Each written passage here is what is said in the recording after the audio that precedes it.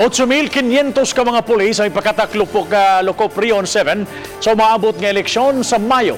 Gipaniguro sa PNP nga upatigbabaw ang kahapsay ug karinaw at tulon niya sa piniliay. Ano ang report? Padayong ipangandaman sa Kapolisan ang umaabot nga eleksyon. Lakip na ang deployment sa mga pulis sa ilang tagsa-tagsa ka mga area.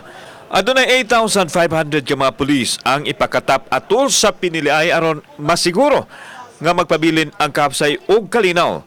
The PRO7 and the AAP and our people were ready for the elections. We have presented our plan with the COMELEC na anami final presentation karong May 3 o naapoy presentation press con on May 3.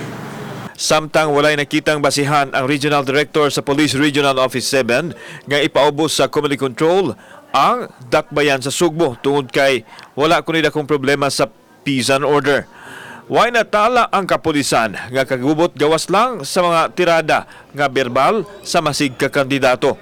Gani ang Cebu City anaa lang sa yellow tag nga nagpasabot nga malinawon ra.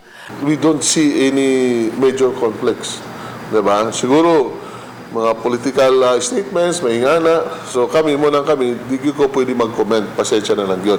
Padayon ang monitoring sa Kapolisan sa mga panghitabo nga posibleng magmugna og kagubot. Apil na ang mga loose firearms. Kauban si John Sulon, ako si Alan Domingo, Balitang Bisdak.